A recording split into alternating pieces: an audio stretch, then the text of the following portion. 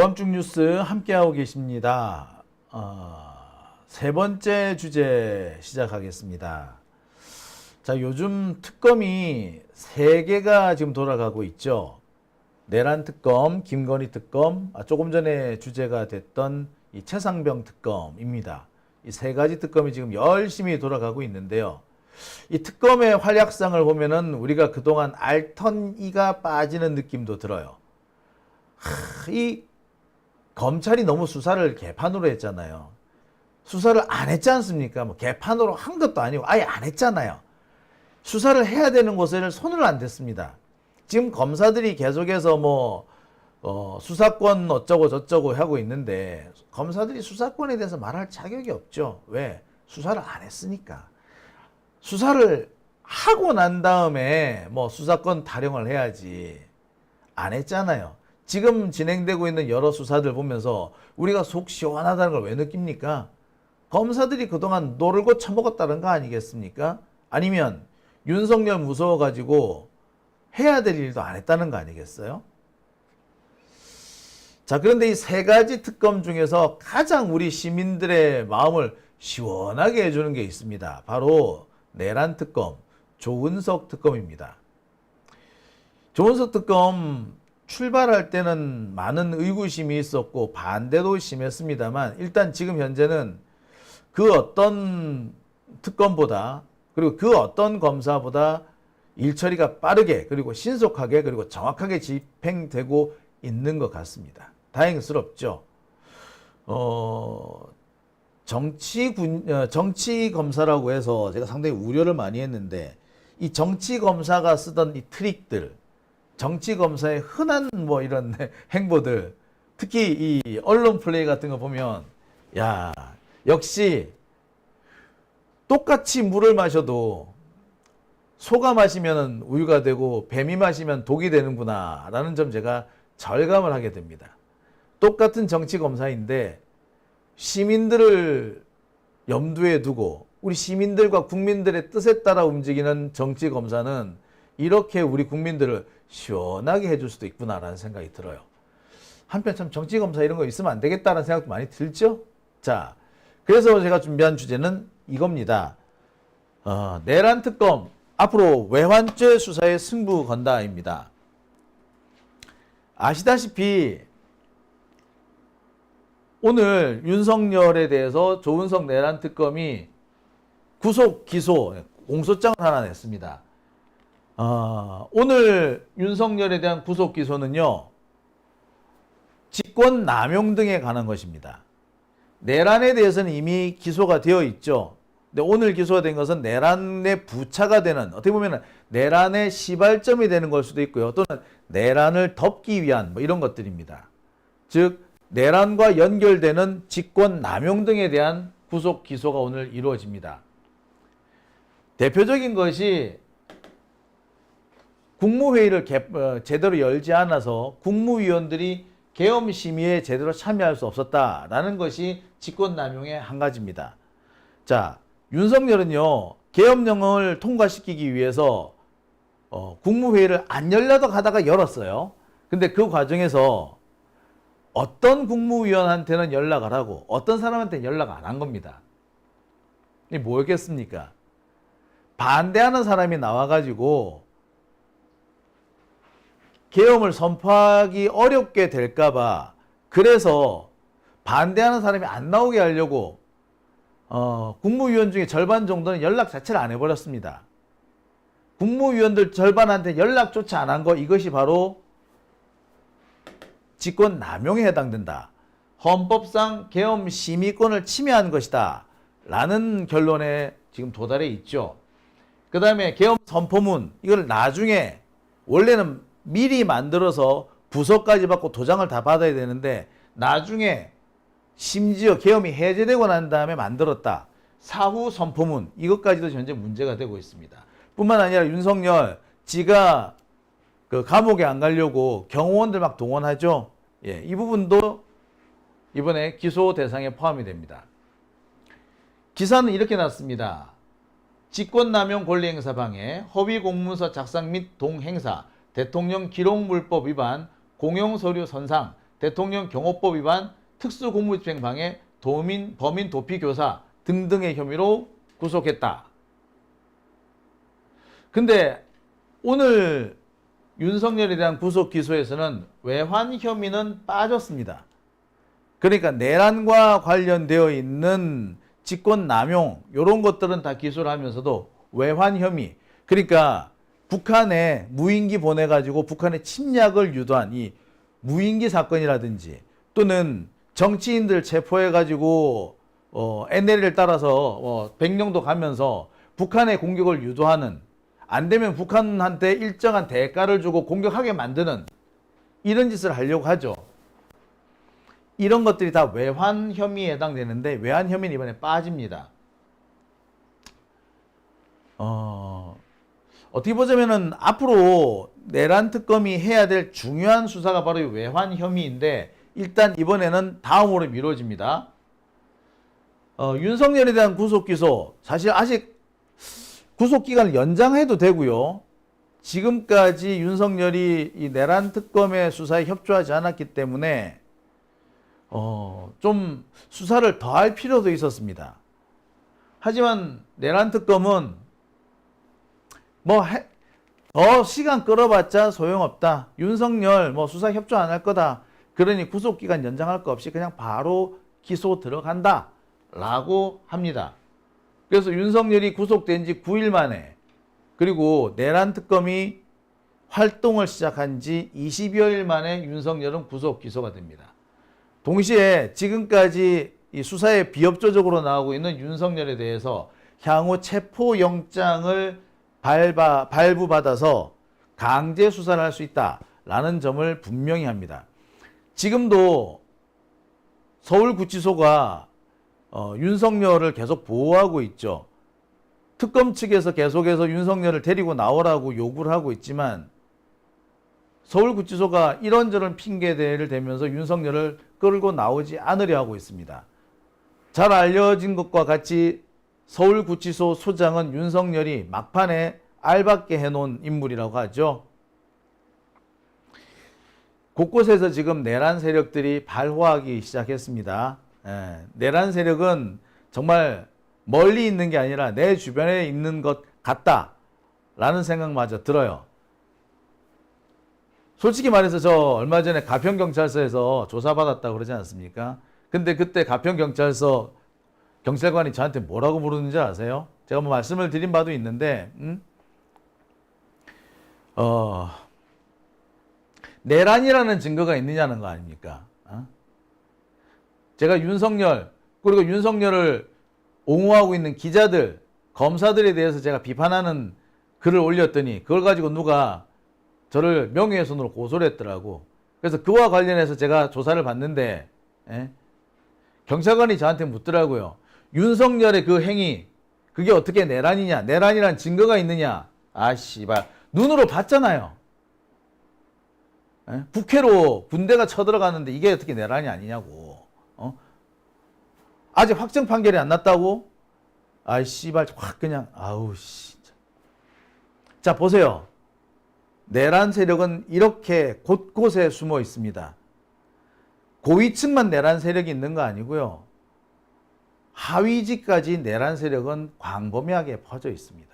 서울구치소 소장 말할 것도 없는 거죠. 아무튼 이 내란 특검, 세 가지 특검 중에서 가장 먼저 첫 번째 기소를 기록했습니다. 그것도 윤석열을 기소한 거죠. 윤석열을 체포도 했죠. 앞으로 남은 기간 동안 내란 특검은 외환 혐의라든지 한덕수, 이상민 등 국무위원들의 불법 행위들, 이 국무위원들의 내란 가담 등에 대해서 본격적으로 수사를 할 예정이라고 합니다. 특히 이상민 같은 얘들은 누가 보더라도 내란에 직접 가담을 한 거죠. 한덕수는 말할 것도 없고요. 자, 이들에 대한 수사도 앞으로 계속 이어질 거라고 봅니다.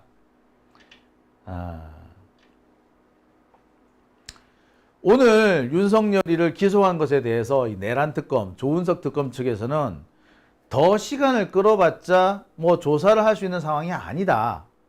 그러니까 지금 윤석열 지금 꼭 굳이 기소할 필요는 없었습니다. 구속기간을 연장할 수도 있었어요. 구속기간을 더 연장을 하면 앞으로 열흘 정도는 더 윤석열을 구치소에 붙잡아 둘 수 있었습니다. 그리고 그 뒤에 구속 기소를 해도 돼요. 근데 내란 특검 이번에 열흘 동안 연장을 안 하고 곧바로 기소를 해버립니다. 이유인 즉슨 구속기간 연장한다고 해서 뭐 윤석열이 나오겠어요? 지금까지도 안 나왔는데, 그러니까 지난번에 윤석열이가 지금 구속된 지 9일째인데 이 9일 동안 내란 특검이 여러 차례 윤석열을 체포해 오려고, 그래서 강제로 구인하려고 했지만 윤석열이 거부했고요. 여기에 서울구치소가 상당히 도움을 줬죠.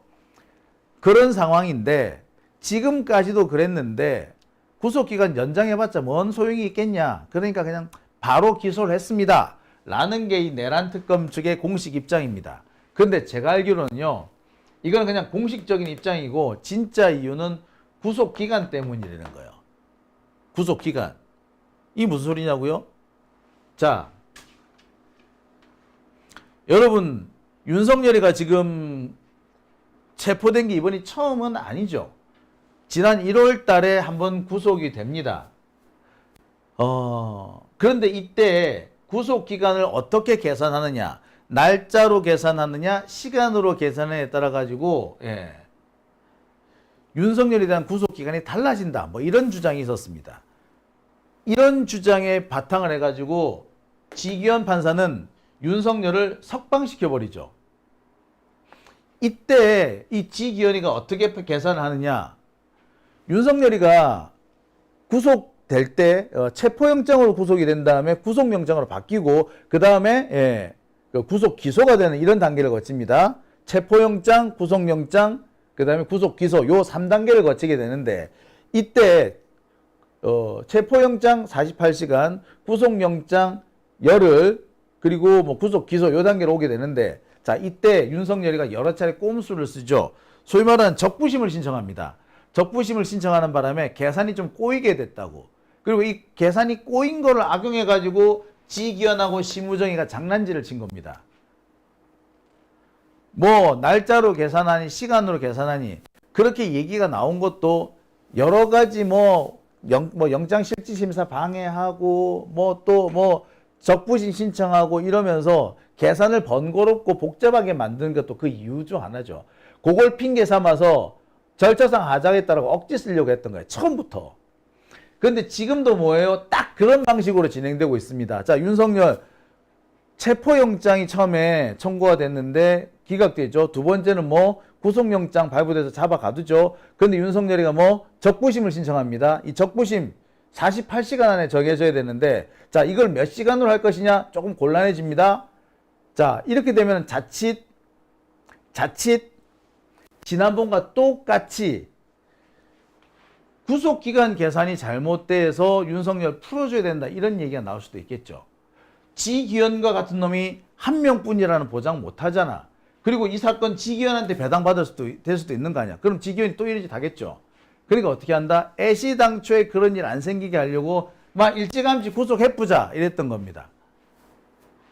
실효성 있는 조사가 안 된다라는 것도 의미가 있겠지만 진짜 중요한 이유는 구속기간 계산, 이것도 지난번처럼 장난질을 칠 수 있다.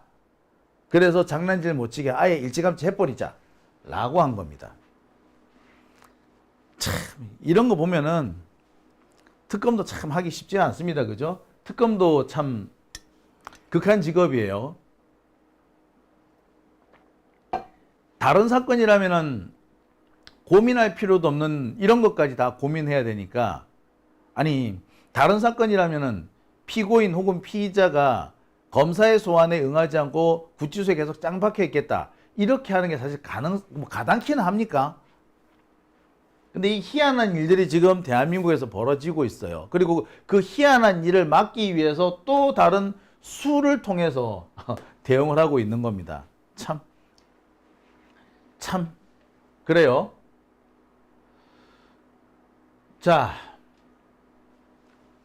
이와 관련해가지고 제가 내란 특검 쪽에 조금 취재를 해봤습니다. 굳이 그렇게까지 하실 필요가 있나요? 아니, 그리고 이왕 이렇게 된 거 정면 돌파를 하는 방법도 있지 않겠습니까? 구속기간 끝나기 전에 일찌감치 기소를 한다. 그래서 논란이 생기는 걸 막을 수도 있겠지만 논란을 감수하고 정면 대결을, 정면 승부를 걸어보는 것도 나쁘지 않지 않겠느냐. 즉 이번에 또 지기현 같은 놈이 석방을 해줘버리면, 지난번 같이 뭐 구속기간 계산 어쩌고저쩌고 해가지고 석방을 해줘버리면 이번에는 정말 즉시 항고를 해가지고 대법원의 판단 받아보는 거 어떠냐. 그래서 지기현이로 끝나는 게 아니라 조희대가 직접 책임을 지게끔 만드는 방법도 있지 않겠느냐. 왜 그 방법을 안 택했느냐. 제가 특검 쪽에 물어봤습니다. 그랬더니 이렇게 얘기를 합니다. 처음에는 그 생각을 했다는 거야. 정면 돌파하려고 했다는 거예요. 그렇게 해서 지기현이나 심우정 요 놈들이 얼마나 나쁜 짓을 했는지 분명히 밝히려고 했는데, 자, 이게 자칫 잘못했다가는 본질에서 벗어난 논쟁이 일어날 수가 있다. 그리고 진짜 중요한 거는 다른 데 있는데, 수사를 하는데 집중을 해야지 수사가 아닌 다른 것에 논란이 돼가지고 이렇게 휘둘린다든지 하면은 곤란하지 않겠느냐. 그래서 우리는 이번에 요거를 일단 우회하기로 했다. 그래서 조기 기소 쪽으로 가닥을 잡았다 라고 얘기를 합니다. 이게 무슨 얘긴고 하니,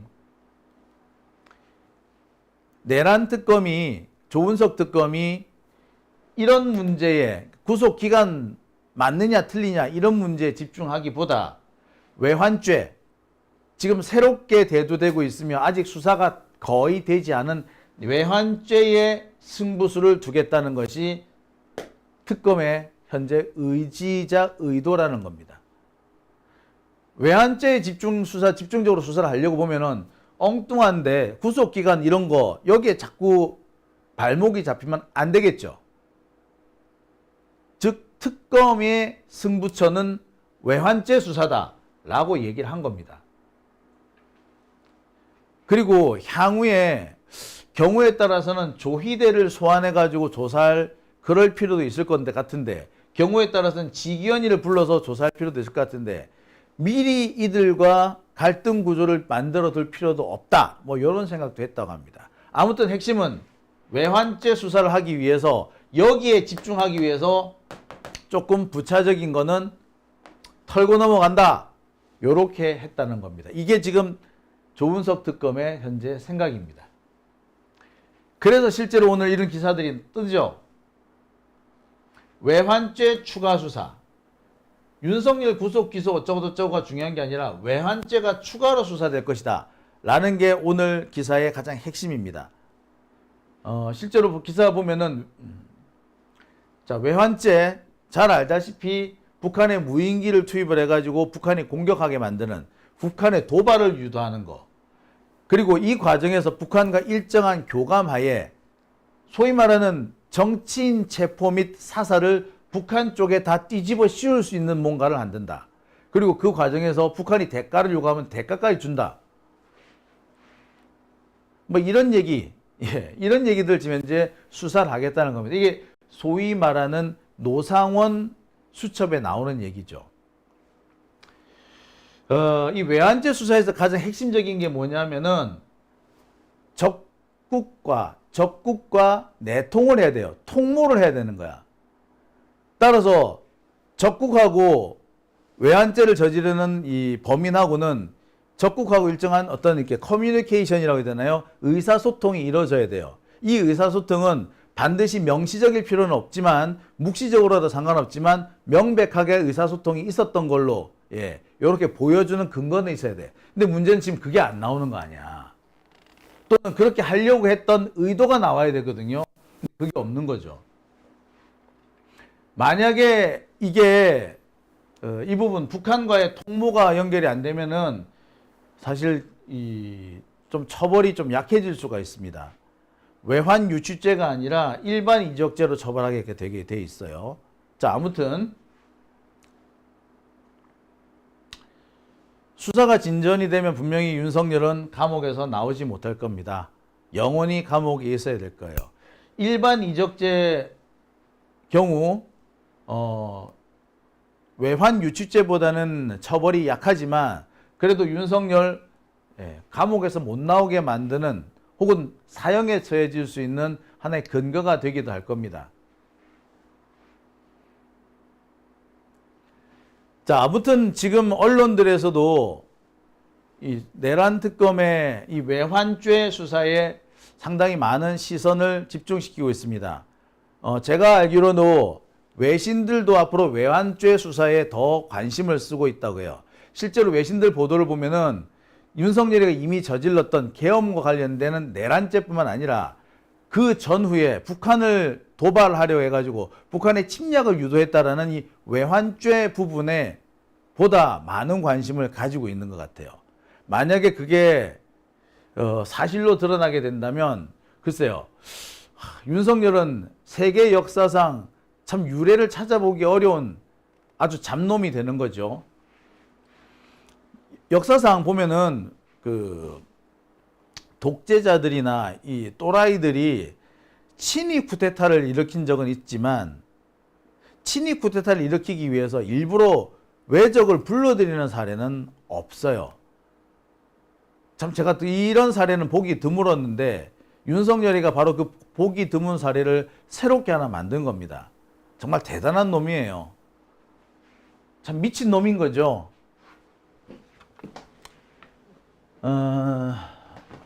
아무튼 지금 현재 언론들도 윤석열에 대한 이 내란 특검의 외환죄 수사에 많은 관심을 집중시키고 있습니다. 내란 특검은요, 만약에 윤석열이가 이 외환죄 수사하는 과정에 출석을 거부한다거나 협조를 거부할 경우에는 체포를 하겠다. 그러니까 감옥에 있는 놈을 체포하면은 뭔데? 감옥에 있는 놈 체포해가지고 수사 대기실까지 끌고 오겠다. 뭐 이거겠죠. 그래서 다음번에 체포영장을 직접 발부받아서 윤석열 잡으러 가겠다. 뭐 이런 얘기도 했습니다. 하지만 이 외환죄 수사라는 게 쉬운 건 아닙니다. 외환죄 수사가 쉽지 않기 때문에 아마 내란 특검도 여기에 사활을 걸고 어떻게 보자면 승부수를 여기에 던지는 게 아닌가 싶어요.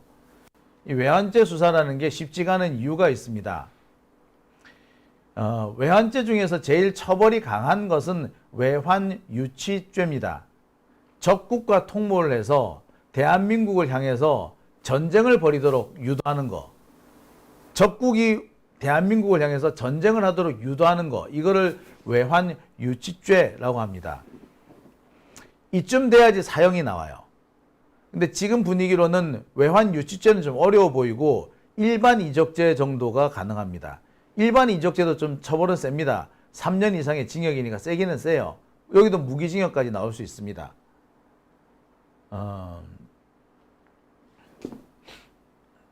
하지만 징역 3년 가지고 우리가 뭐 만족할 수는 없잖아요. 윤석열은 진짜 보내버려야 되잖아. 사형을 시켜야 되잖아. 근데 사형시키려면 반드시 외환유치죄가 돼야 돼요. 근데 이 외환유치죄가 되려면 적국과의 통모가 필요합니다. 즉 북한하고 윤석열하고 뭔가 뒷구멍으로 짜야 되는 거야. 이 짜는 거는 반드시 뭐 명시적으로 하는 건 아니에요. 하지만 묵시적이든 어찌됐든 간에 짜는 이런 과정이 필요해요. 근데 지금은 그런 짜는 과정이 없지. 유일하게 북한과 짰구나 라고 볼 만한 게 뭐다? 소위 말하는 노상원 수첩인 겁니다. 노상원 수첩에 뭐라고 되어 있습니까? 그러니까 정치인들을 붙잡아 가지고 뭐 휴전선 근방이나 백령도 중에 수용을 하는데 이동 중에 갑자기 폭발을 시킨다든지 내 그 공비의 출연을 통해서 이 정치인들을 사살한다는 거야. 마치 북한군이 한 것처럼 정치인들을 사살한다. 이런 계획이 세워져 있죠. 자, 이런 것들이 바로 외환죄에 해당되는 겁니다. 그러니까 외환죄 수사는 결국 노상원에 대한 수사인 거죠. 노상원이 자신이 써놓은 이 노트가 왜 만들어졌는지 그 경위만 제대로 설명할 수 있으면 그거에 대해서만 진술을 받아낼 수 있으면 외환죄 수사는 거의 성공한 겁니다. 문제는 이게 노상원의 입맛에 달렸다는 거죠. 노상원이 진술을 어떻게 해주냐에 따라 달렸다는 겁니다. 그럼 어떻게 해야 돼? 노상원을 꼬셨다가 협박도 했다가 위협을 했다가 막 해야 되겠죠. 즉 치밀한 준비가 필요한 겁니다. 그러니까 이 외환죄 수사를 위한 치밀한 준비, 이걸 위해서 야, 격까지 다 치워. 격까지 다 치우고 우리 한 가지에 집중하자 라고 하게 된 거란 겁니다. 자, 이와 함께 지금 내란 특검이 집중을 하고 있는 거는 또 있습니다. 자, 이거에 대해 조금 이따 얘기를 하고요. 자, 외환죄 수사 제가 조금 한마디 더 덧붙이면은 이 모든 범죄에는요, 범죄가 성립하기 위해서는 반드시 고의가 필요합니다. 고의. 그러니까 외환죄가 되려면 대한민국을 전쟁의 구렁텅이로 몰아넣겠다. 외국을 동원해서 대한민국을 전쟁의 구렁텅이로 몰아넣겠다라는 의도가 필요합니다. 그런데 이 의도가 반드시 적을 이롭게 하고 우리를 불리하게 만드는 거야 돼요. 자, 적을 이롭게 한다. 적을 이롭게 하기 위해서는 기본적인 전제가 필요하죠. 예, 적국과의 교감, 통모가 필요한 겁니다. 근데 지금 이 부분이 현재 부족해요. 노상원 수첩이 있지만 이 노상원 수첩이 아직은 조금 약해 보입니다. 노상원을 차라리 외환유치죄로 처벌할 수가 있는데 이거를 윤석열까지 연결시킬 수 있을까? 야, 이건 조금 난감하죠. 만약에 노상원이가 이렇게 진술을 한다 칩시다. 노상원 수첩에 나오는 북한군 동원해가지고 누구 죽이고 어쩌고 하는 거, 이거 사실은 대통령한테 지시 받은 거다 라는 이 진술만 한마디를 해주면은 윤석열 가는 거 이제. 근데 이 진술을 받아내려면은 쉽지가 않은 거죠. 그리고 노상원이가 머리에 총 맞은 것도 아니고 지시도 안 했는데 북한군 동원해서 어쩐다 이런 걸 했겠습니까? 그게 아니면은 자신이 이런 계획을 윤석열한테 보고한 흔적이라도 나와야 돼요. 요 두 개가 나오면 게임 끝나는 거야. 근데 이 게임은 결국에 누구 입에 달렸다? 노상원 입에 달린 거예요. 노상원의 입을 찢어야 돼. 그건 누가 찢을 거야? 조은석이 찢는 거야. 쉽지가 않은 준비가 필요하거든요. 그러니까 야, 우리 준비할 거 많으니 괜히 구속기간 가지고 시비 털지 말고 이거는 그냥 깔끔하게 넘어가자. 그리고 우리 외환죄에 집중하자 라고 했다는 겁니다. 이해가 되는 측면이 있죠. 예. 이 밖에도 지금 내란 특검은 국힘당 추경호의 계엄 해제 방해 요 사건에 대해서 집중적으로 수사를 할 거라고 합니다. 이미 본격적인 수사는 시작이 됐죠. 지금 뭐 여러 가지 형태를 통해 가지고 수사가 진행되고 있는 걸로 알고 있습니다. 이와 관련해 가지고 조은석 쪽에서 이런 얘기도 합니다. 조은석 특검은 아마 국힘당을 반드시 해체하려고 들 것이다. 왜? 자, 상식적으로 우리는 조은석이 국힘당 해산에 그닥 적극적이지 않을 수 있다라는 생각을 합니다. 아무리 지가 지금 우리 편에 와서 일을 하고 있어도 걔도 정치검사야. 정치검사는 국힘당 쪽이야. 그런데 그럼에도 불구하고 조은석은 이번에 국힘당을 해체시키는 것까지 염두에 두고 있다라고 봐야 한다는 거예요. 왜? 국힘당이 남아있게 되면 어떤 형태로든 간에 국힘당이 잔존하게 되면은 조은석의 미래가 위험한 거야. 다음에 정권이 또 바뀐다고 칩시다. 국힘당 쪽에서 정권을 잡았어. 그럼 어찌 되겠어? 그 사람들은 제일 먼저 누구를 보복한다? 조은석을 보복할 거 아니야? 조은석이가 그걸 몰라? 알죠? 그러니까 어떻게 돼? 국힘당을 최대한 밟아버려야 되는 거야. 해산시켜야 되는 거야. 그러지 않으면은 자신의 미래가 불안한 거지. 외환죄 수사에 집중하는 이유도 어떻게 보면 같은 맥락인 겁니다. 외환죄에 분명히 어떤 형태로든 간에 국회의원들이 가담을 해줄 수밖에 없거든요. 요것만 확인이 되면 국힘당이 내란 정당이라는 것이 뚜렷해지는 거예요. 그러면 해산이 되는 겁니다. 거기에 추경호가 계엄 해제를 방해한 것도 분명히 있죠. 이런 것들까지 계산해 보면은 가능성이 있는 겁니다. 그리고 조은석 입장에서는 다시 한번 말씀드립니다. 국힘당을 해체시켜야지 자기가 보복으로부터 자유로운 거죠. 저도 얼마 전까지 조은석이가 과연 외환죄 그리고 더 나아가서 국힘당 해산에 어느 정도 관심을 가질까? 특히 국힘당 해산에 대해서는 그렇게 관심을 안 가질 것 같다라는 우려를 했었습니다. 그런데 오늘 제가 이 특검 쪽의 얘기를 듣고 역시 무릎을 쳤습니다. 국힘당을 해산시키지 않으면은 조은석은 앞으로 5년 뒤가 불안할 거 아니야. 그죠? 그 불안을 미리 제거하기 위해서라도 국힘당을 반드시 해산시켜야 된다는 거야, 조은석은.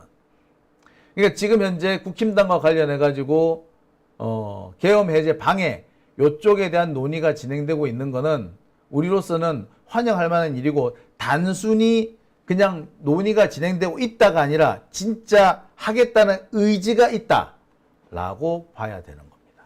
예. 기대가 되죠? 예. 저도 한번 기대를 계속 해볼까 합니다. 자, 오밤중 뉴스 함께하고 계신 지금 시각 1시 1분 지나고 있습니다.